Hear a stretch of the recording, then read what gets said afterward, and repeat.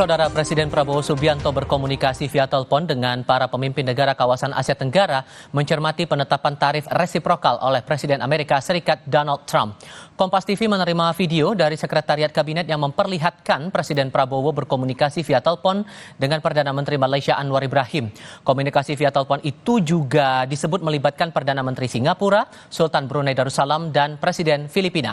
Tidak dijelaskan hasil komunikasi itu terhadap tindak lanjut pemerintah Indonesia merespons kebijakan Amerika Serikat ini. Sebelumnya negara ASEAN dipatok tarif balasan produk impor yang masuk ke Amerika Serikat dengan besaran variatif. Indonesia sendiri dikenai tarif resiprokal sebesar 32%.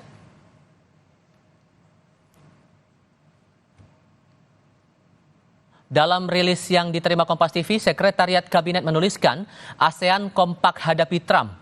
Prabowo bahas langkah respons AS bareng Malaysia, Singapura, Filipina, dan Brunei.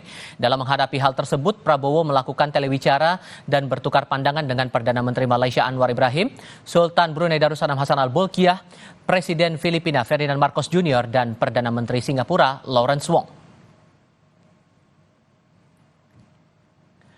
Di lain pihak, lewat akun Instagramnya, Perdana Menteri Malaysia Anwar Ibrahim mengaku sudah berkomunikasi dengan pemimpin negara-negara kawasan Asia Tenggara, salah satunya dengan Presiden Prabowo Subianto.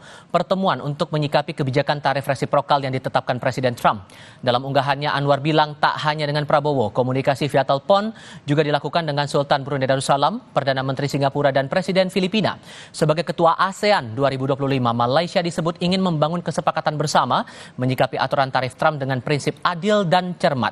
Meski tak detail dijelaskan, namun rencananya para menteri ekonomi kawasan ASEAN akan membahas soal ini pekan depan.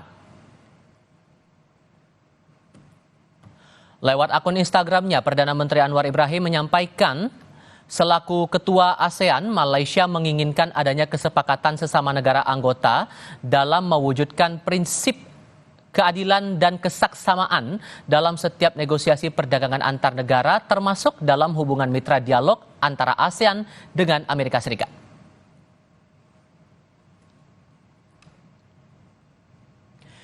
Tarif baru Trump untuk Indonesia diperkirakan akan menghantam rupiah hingga yang terburuk berpotensi menimbulkan banyak pemutusan hubungan kerja.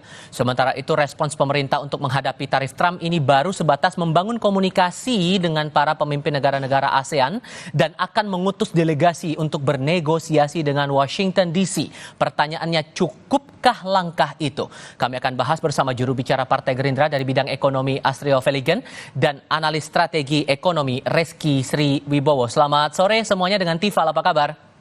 Selamat sore Mas Tifal. Selamat sore Pak Reza. Terima kasih semua sudah hadir dalam diskusi kami kali ini.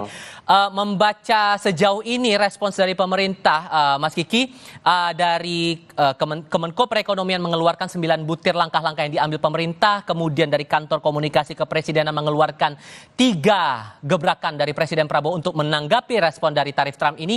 Menurut Anda itu sudah cukup?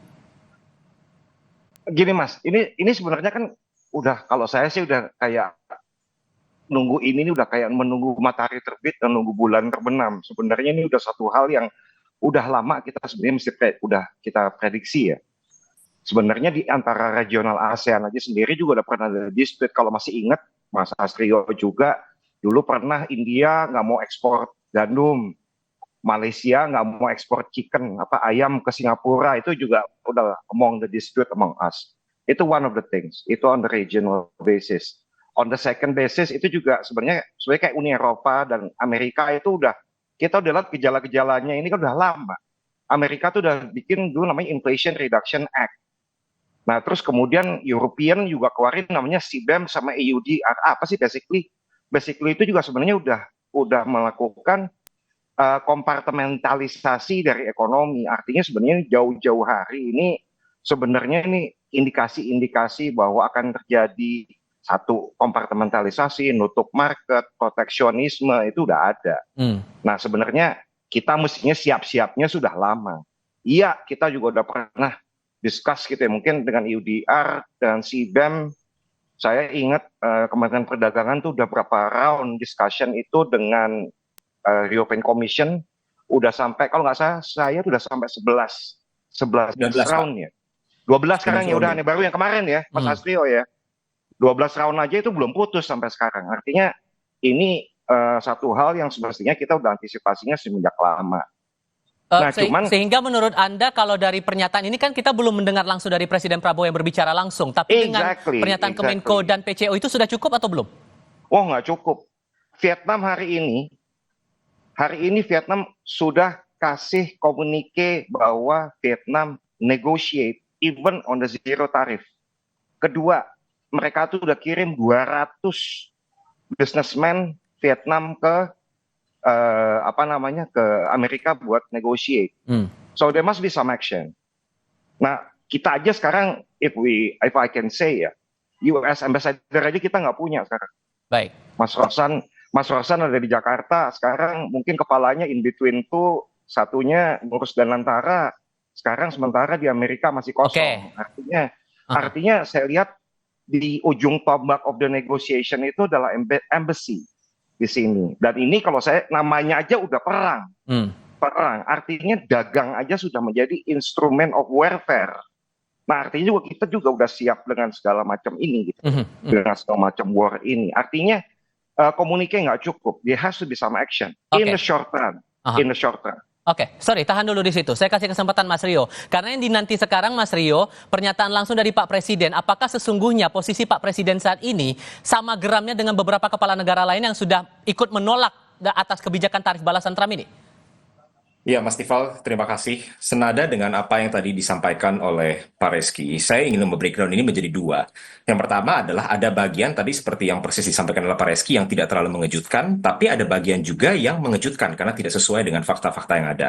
Bagian yang tidak mengejutkan itu adalah bahwa proteksionisme ini sebenarnya sudah sangat dinantikan. Bahkan melalui era Presiden Biden, tadi seperti Pak Reski sudah bilang, itu sudah ada Inflation Reduction Act, sudah ada Chips and Science Act. Cuman yang membedakan adalah di era administrasi Presiden Biden, yang dilakukan adalah mereka memberikan insentif kepada perusahaan-perusahaan yang memberi investasi di Amerika. Sedangkan yang Presiden Trump hari ini lakukan adalah memberikan disinsentif atau memberikan stick kepada perusahaan-perusahaan yang tidak mau melakukan produksinya di Amerika Serikat atau berinvestasi di Amerika Serikat. Jadi bagian itu tidak mengejutkan sebenarnya. Yang mengejutkan adalah yang kalau kita lihat justru adalah kalau kita lihat pada saat Presiden Trump mengumumkan tarif bukan hanya kepada Indonesia, tapi ada list yang sangat panjang sekali. Presiden Trump itu membawa sebuah cardboard yang intinya adalah berisi list-list negara dan ada dua kolom yang menarik di situ.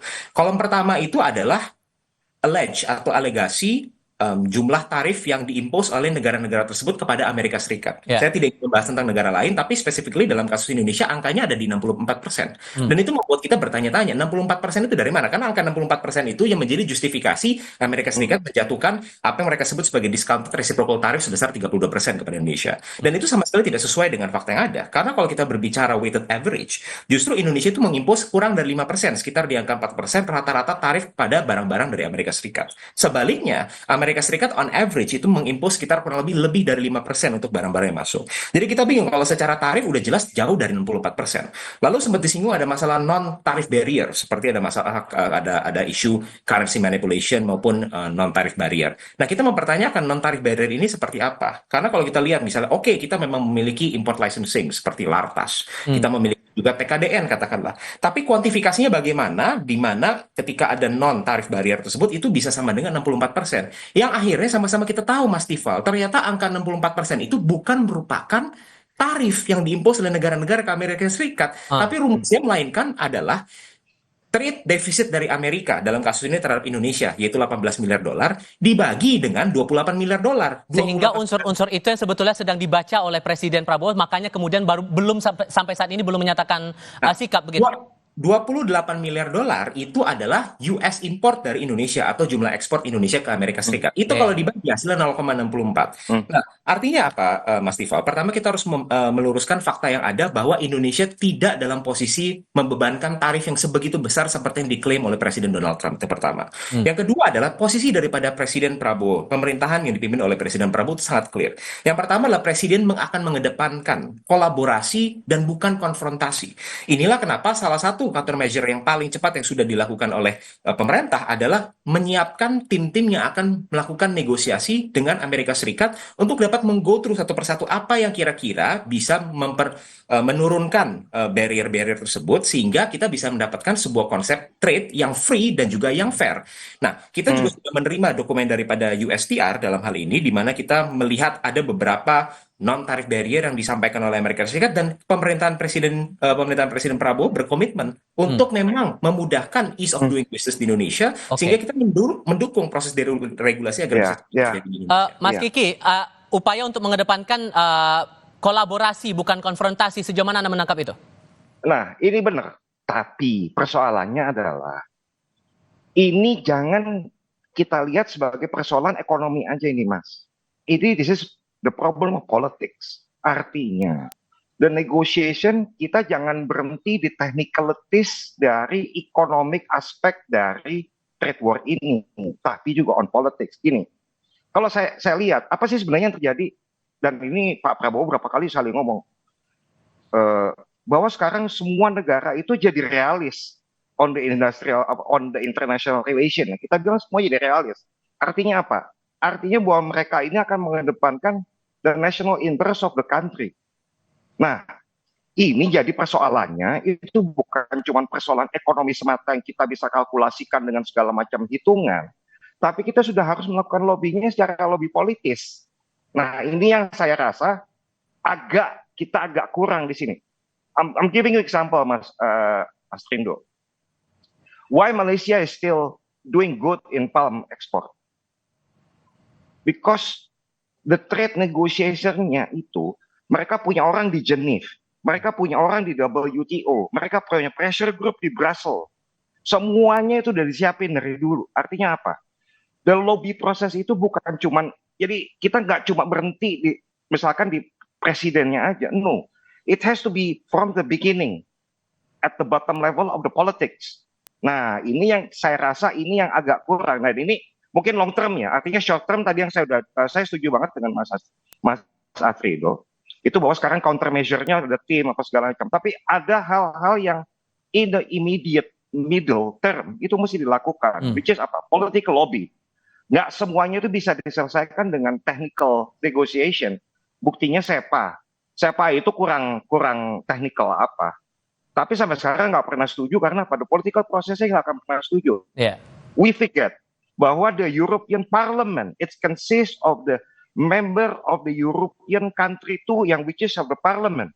Okay. Jadi Brussels itu udah cuma tinggal tanda tangan doang. Itu kita udah harus mulainya itu dari bilateral satu-satu, udah kita mesti dekati. Artinya, number one, countermeasure itu adalah bukan cuma di economic negotiation, but political negotiation too. Because apa? Everyone is talking their national interest. Okay. You're talking about US sama Indonesia, trade balance-nya kita. US itu kita satu trade balance, kita tuh selalu surplus loh 27 tahun. Kita surplus terus. Tahun lalu sama tahun sekarang itu naik 14 triliun. 14 juta US dollar. Means actually if they're talking on the national interest, Indonesia has been enjoying the balance of trade surplus for 27 years. Oke, Gitu ini loh. poinnya adalah bukan urusan ekonomi semata dan ada hal yang lebih luas lagi daripada itu. Gimana cara meresponnya, Mas Rio? Oke. Oke, gimana meresponnya tapi nanti di segmen berikutnya ya Mas ya. Kita kasih kesempatan nanti di segmen berikutnya, usai jeda berikut.